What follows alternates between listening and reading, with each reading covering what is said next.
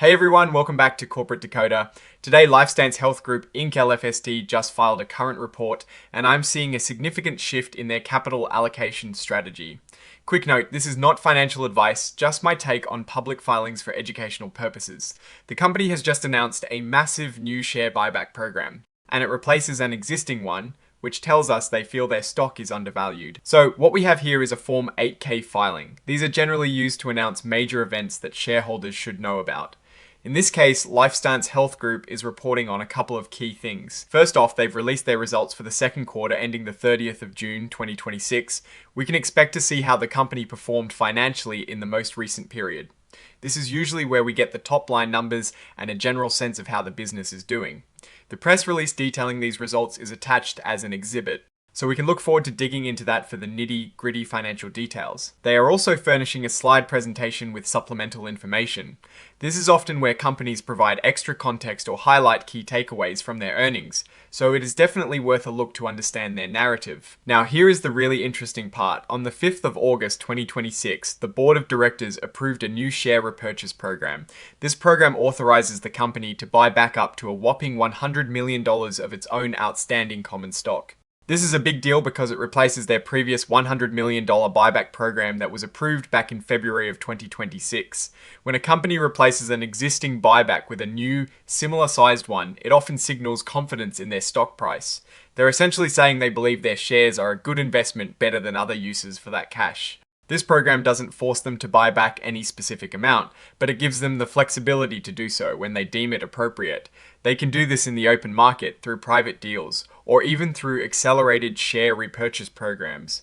This flexibility allows them to take advantage of market conditions. Looking at the stock itself, LifeStance Health Group's common stock trades under the ticker symbol LFST on the Nasdaq Global Select Market. This is a significant exchange indicating the company is a relatively large player. The company has common stock registered, and the fact that they are actively engaged in share repurchases suggests they are trying to boost shareholder value and potentially the stock price. Think about it, when a company buys back its own shares, there are fewer shares available. This can increase earnings per S-share because the same profits are spread across fewer shares. It is a classic move when management believes the stock is undervalued, and with an existing program being replaced, it reinforces that sentiment. Press releases and supplemental presentations are often filled with the company's optimistic outlook. They will highlight revenue growth, profitability improvements, and any positive strategic initiatives. We will need to carefully read the 6th of August press release, Exhibit 99.1, to see the actual numbers behind their performance in the second quarter. The slide presentation, Exhibit 99.2, will likely offer a visual and more digestible summary of these results. This is where they usually try to frame the narrative positively, so it is crucial to compare these claims against the actual financial data. Looking at the broader context, LifeStance Health Group is in the healthcare sector, specifically medical care facilities. This is a growing area, but also one that faces significant regulatory and competitive pressures. Their market capitalization is around $4.1 billion with a price-to-earnings ratio of about 177.7. This high P/E ratio suggests that investors have high expectations for future growth, or perhaps the stock is simply overvalued in the short term. The current price is hovering around $10.66, within a 52-week range of $3.81 to $11.76. They also employ over 8,300 people, indicating a substantial operation. Looking at the news, there has been a lot of buzz around their Q2 earnings. Headlines indicate a 26% revenue surge, which is quite impressive.